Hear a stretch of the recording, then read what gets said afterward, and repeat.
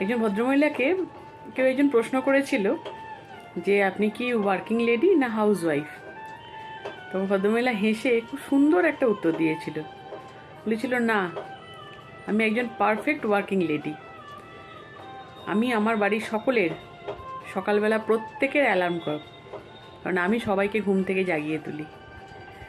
তারপরে আমি প্রত্যেকের জন্য ব্রেকফাস্ট বানাই। ন্যাচারালি আমি বাড়ির কুক।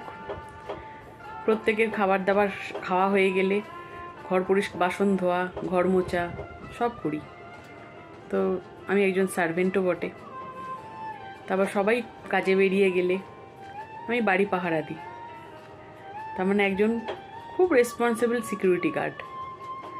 আবার বাড়ির কেউ অসুস্থ হলে আমি তাকে যত্ন করি, তার চিকিৎসা করি, সেবা করি। তার মানে আমি একজন সেবিকাও বটে। আবার আমার বাচ্চাদের জন্য আমি হচ্ছি পারফেক্ট মাদার। তাদের মনোরঞ্জনের জন্যও যেমন আমি আছি, আবার তাদের পড়াশোনার জন্যও তেমন আছি। তার মানে গৃহশিক্ষিকাও বটে।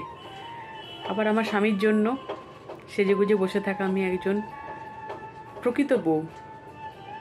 তার কাছে আমি প্রেমিকাও বটে, স্ত্রীও বটে।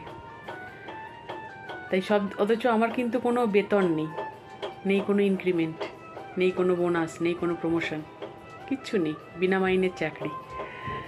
তাতেই আমি হ্যাপি।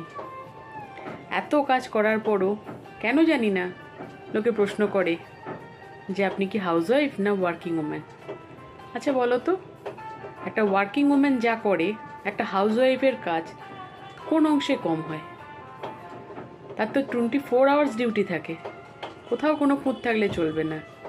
আর যদি কোনো খুঁত থেকেও যায় তাহলে তো সংসারে অনেকেরই মুখ হাঁড়ি হয়ে যাবে, মুখ ভার হয়ে যাবে। তাদের মনোরঞ্জনের জন্যও কাজ করতে হয়, অনেক সময় নিজের ইচ্ছের বাইরে গিয়ে অনেক কাজ করতে হয়।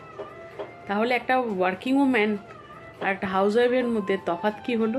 ওয়ার্কিং ওম্যানকেও যেমন বসের মন জুগিয়ে চলতে হয়, যেমন হাউস ওয়াইফকেও কি চলতে হয় না বাড়ির বাকি সদস্যদের মন জুগিয়ে চলা? তাহলে তফাৎটা কোথায় হলো? অথচ দেখো, এটা বিনা মাইনের চাকরি। ভালো থেকো সবাই।